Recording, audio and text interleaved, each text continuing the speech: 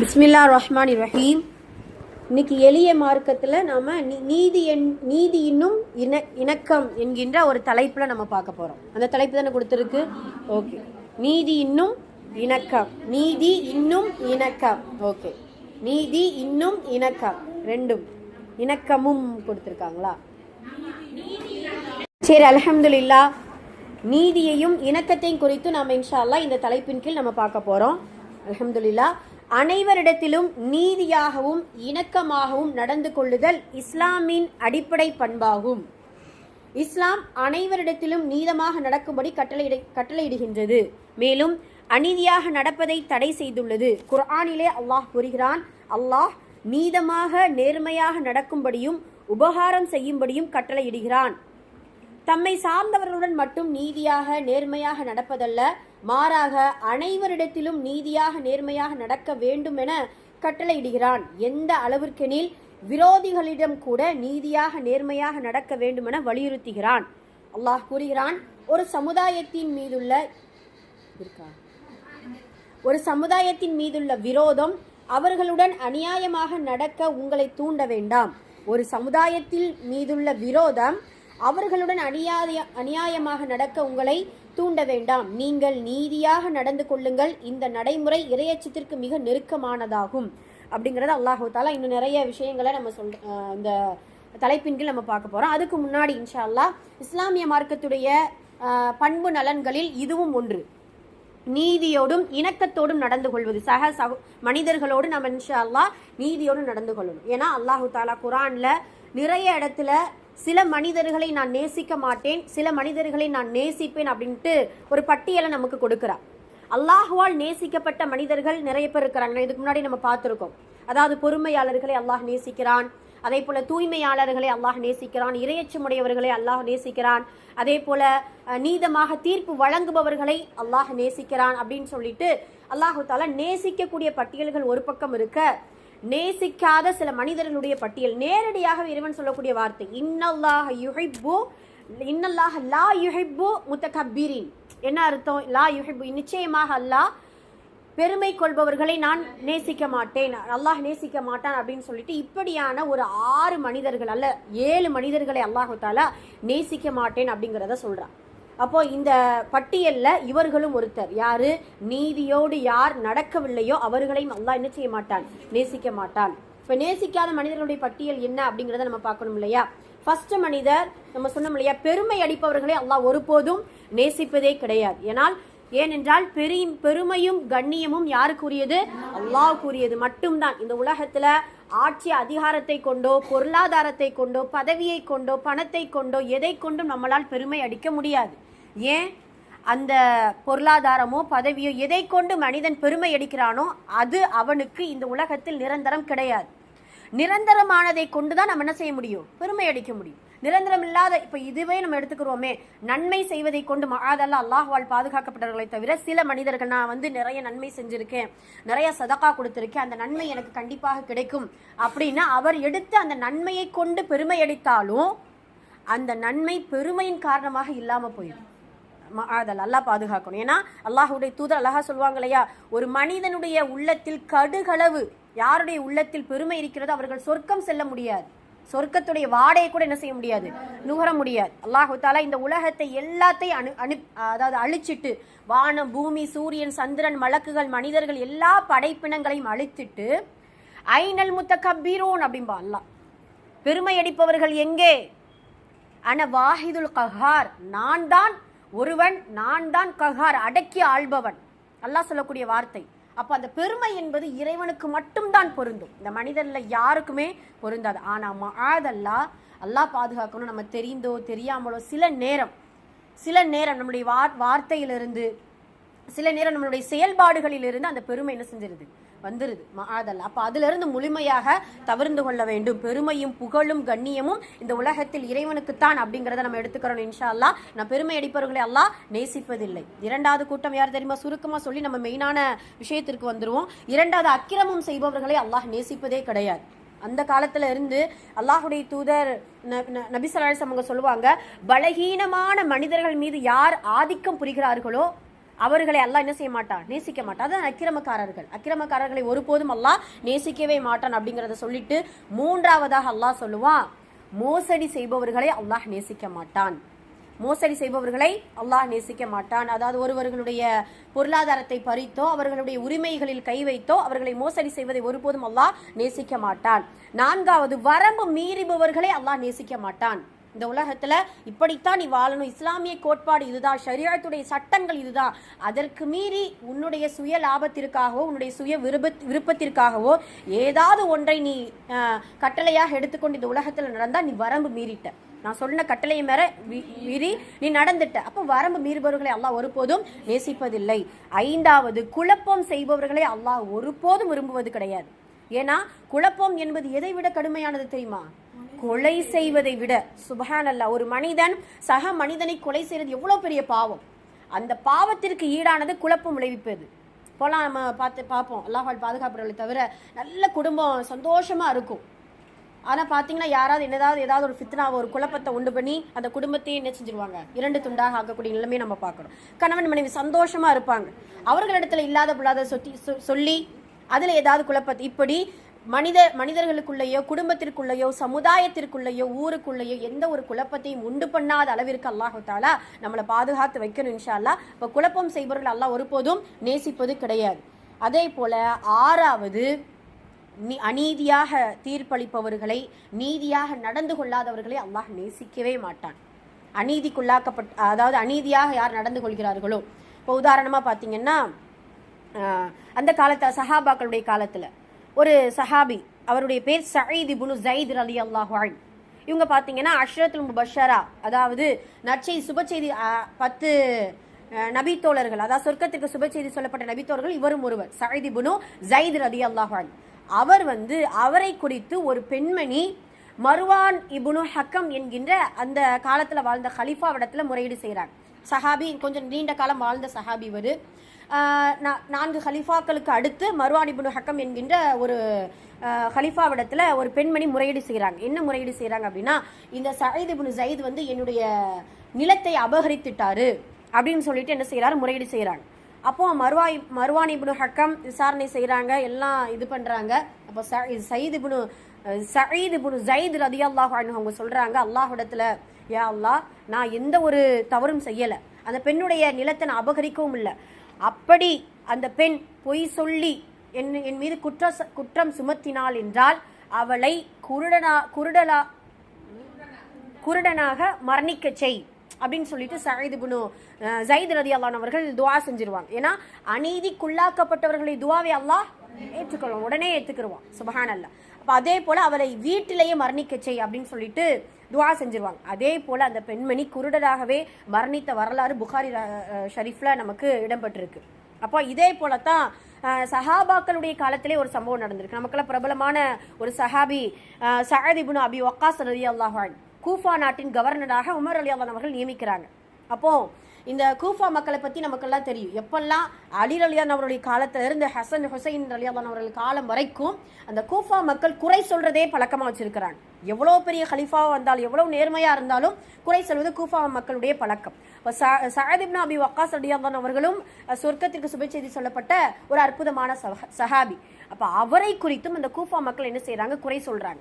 இப்போ உமர் ரலியல்லாஹு அன்ஹு அவர்கள் என்ன செய்கிறாங்க, சஅத் இப்னு அபி வக்காஸ் அவர்களுடைய அந்த நீதி, அவர்களுடைய எப்படி அவர் ஆட்சி செய்கிறார் அப்படிங்கிறதுக்காக ஒரு தூதுவரை அனுப்பி கூஃபாவில் இருக்கக்கூடிய ஒவ்வொரு மஸ்ஜிதிலையும் விசாரிக்க சொல்கிறாங்க. இப்போ விசாரிச்சா நிறைய மஸ்ஜிதில் சஅத் இப்னு அபி வக்காஸ் ரலியல்லாஹு அன்ஹு அவர்களை குறித்து நல்ல விஷயம் தான் சொல்கிறாங்க. இருந்தாலும் ஒரு மஸ்ஜிதில் ஒரு மனிதர் எழுந்து, இல்லை சஅத் இப்னு அபி வக்காஸ் சரியான தீர்ப்பு வழங்குறது கிடையாது, ஏதாவது கனிமத் பொருள் வந்தால் நல்ல முறையில் பங்கீடு செய்கிறது கிடையாது, சின்ன சின்ன குறைகளை நிறைய இது பண்ணி என்ன செய்கிறாரு அந்த மனிதர் சொல்லிடுறாரு. சொன்ன உடனே சஅத் இப்னு அபி வக்காஸுக்கு அவ்வளவுக்கு மனக்கவலை. ஏன்னா அவரை போன்ற ஒரு நேர்மையான ஒரு ஆட்சியாளர் யாருமே கிடையாது. அந்த அளவுக்கு உமர் அலி அவர்களுடைய தேர்ந்தெடுப்பு எப்படி இருக்கும், சுப்ஹானல்லாஹ். அப்போ சொன்ன உடனே சஅத் இப்னு என்ன செய்கிறாரு, கையேந்தி துஆ, புகாரி நம்ம ரியாது சாலிஹில் அந்த ஹதீஸ் இருக்கு. அப்போ 3 துஆ செய்கிறாங்க. அதனால தான் யாருக்கும் நம்ம அநீதி செஞ்சிடவே கூடாது. நீதியாக, அது உறவாக இருந்தால் நம்ம என்ன செய்யணும், நீதியாக நடந்து கொள்ளணும். அப்போ சொல்லி எப்படி துஆ செய்கிறாங்கன்னா, யா அல்லாஹ், இவருடைய ஆயுளை நீடித்து கொடு, இவருடைய வறுமையை நீடித்து கொடு, அதே போல இவரை ஃபித்னா குழப்பத்திற்குள்ளாக்கி விடு அப்படின்னு சொல்லிட்டு என்ன செய்யணும், அவருடைய கவலை, அந்த கவலையின் காரணம், மனக்கவலையின் காரணமாக துவா செஞ்சுறாங்க. இப்படியெல்லாம் துவா செய்யலாமா அப்படின்னு கேட்டா முடிஞ்சளவு நம்ம தவிர்த்துக்கிறணும். ஏன்னா ஒரு சில நேரம் நம்மளை அறியாமையே, ஏன்னா அந்த வேதனை எப்படி இருக்கும் தெரியுமா, உள்ளத்துல ரொம்ப ரண வேதனைப்பட்டு நம்ம ஏதாவது எல்லாம் நீ பார்த்துக்கோன்னு சொன்னா முடிஞ்சு போச்சு. அதெல்லாம் நீ பார்த்துக்கோன்னு சொன்னா அவ்வளவுதான். அப்போ என்ன பார்த்தா அப்படி துவா செஞ்சிடறாங்க. துவா செஞ்ச உடனே அதே போல அந்த பாதிக்கப்பட்ட உசாமா இப்னு கதாதா, அவருடைய பேர் உசாமா இப்னு கதாதா, அவர் பார்த்தீங்கன்னா முதிர்ந்த வயதடைந்து, முதிர்வுனா எவ்வளோ முதிர்வு தெரியுமா, சுபஹானல்லாஹ். அவர்களுடைய புருவ முடி நரைத்து அவர்களுடைய கண்ணை மறைச்சிருக்குமா, சத தொங்கி கண்ணை மறைச்சிருக்குமா.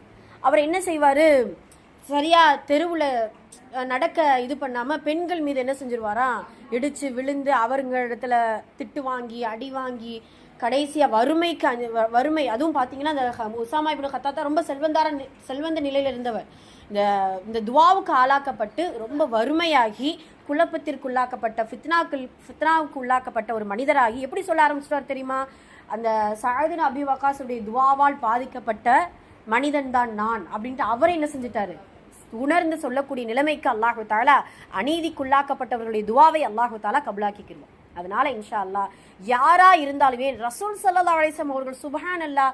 ஏன்னா ஒரு இப்போ நாம இப்போ இருக்கிறோம், நம்மளுடைய பிள்ளை என்ன தப்பு செஞ்சாலும் ஒருத்தவங்க வந்து குறை செஞ்சா ஒரு வார்த்தை சொல்லுவோம் தெரியுமா, எல்லாம் சொல்லி அடிச்சு திட்டிடுவோம். இருந்தாலும் என் பிள்ளை அப்படிப்பட்ட பிள்ளை இல்லைம்மா, அந்த வார்த்தை இருக்குல்ல, யாரா இருந்தாலும் என்ன செய்வோம், அப்படிதான் சொல்லத்தான் செய்வோம். ஆனால் ரசூல் ஸல்லல்லாஹு அலைஹி வஸல்லம் அவர்கள் தன்னுடைய மகளான ஃபாத்திமா ரலியல்லாஹு அன்ஹா, சுப்ஹானல்லாஹ், நமக்கு தெரியும் உசாமாவை பற்றி. இந்த உசாமா வேற, அந்த உசாமா நான் இப்போ சொல்கிற உசாமா வேற. உசாமா இப்னு ஸைத் ரலியல்லாஹு அன்ஹு, அதாவது நபி ஸல்லல்லாஹு அலைஹி வஸல்லம் அவர்களுடைய வளர்ப்பு மகனான ஸைத் அவர்களுடைய மகன் உசாமா, ரசூலுல்லாஹ்வுடைய செல்ல பேரன், ரொம்ப ரொம்ப செல்லம். ஹசன் ஹுசைனை எப்படி அழகா ரொம்ப அன்பா வளர்த்தாங்களோ அதே போல உசாமாவை அவ்வளோ உசுருக்குசுரா வளர்த்துருக்காங்க. ஒரு முறை எப்பயுமே உசாமாவை வந்து கோவப்படவே மாட்டாங்க.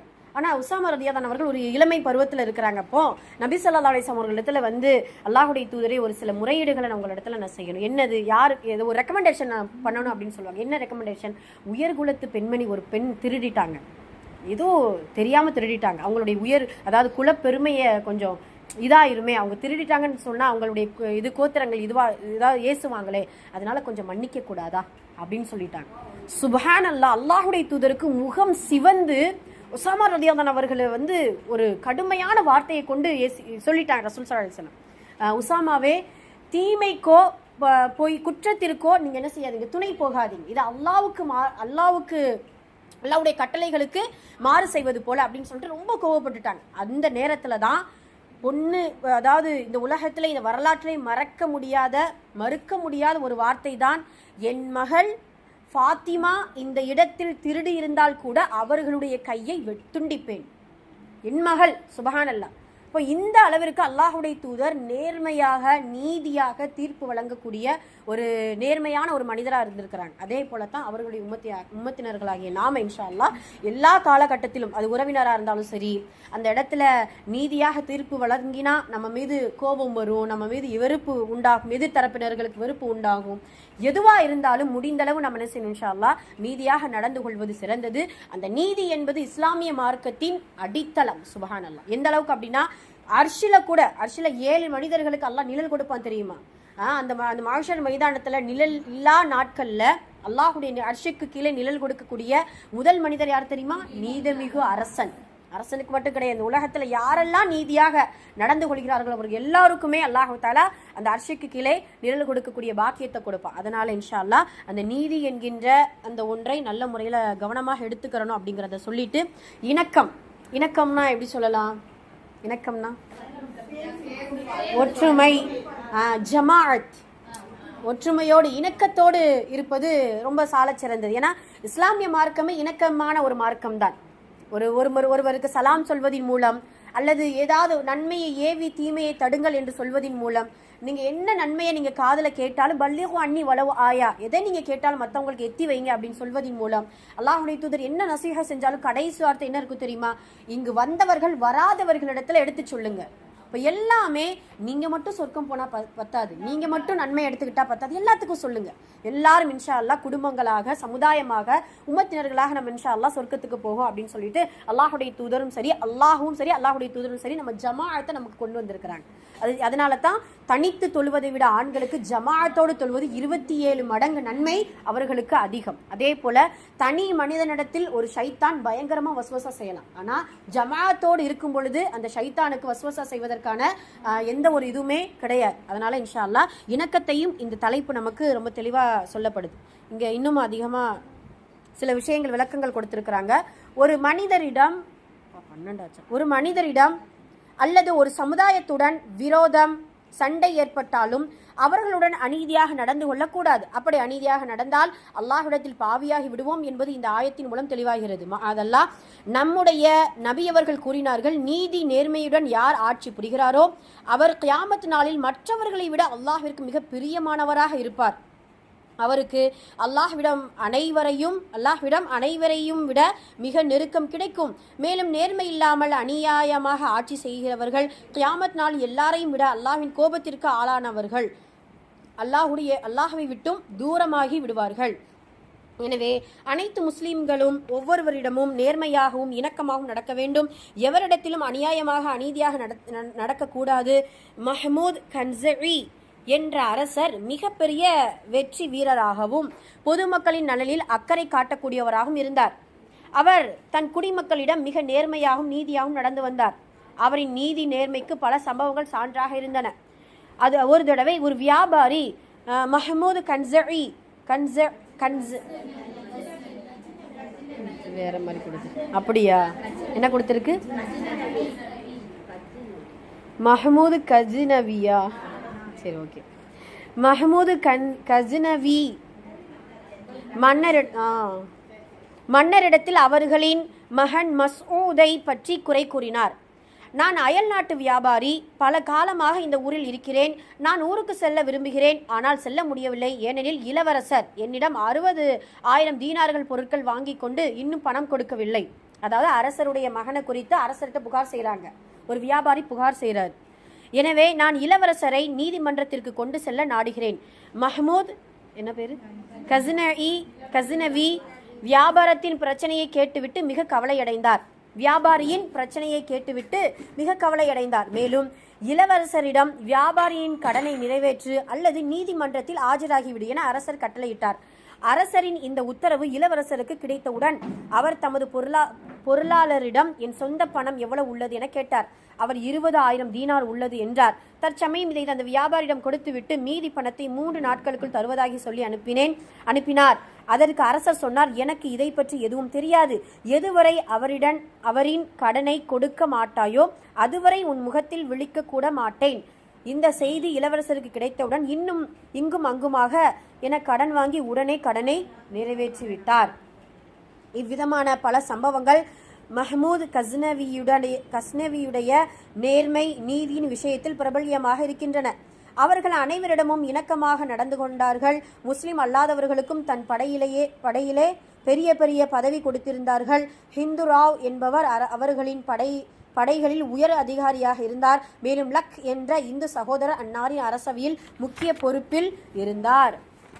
அவ்வளவுதானா? ஓகே, ஹைர், அல்ஹம்துலில்லாஹ்.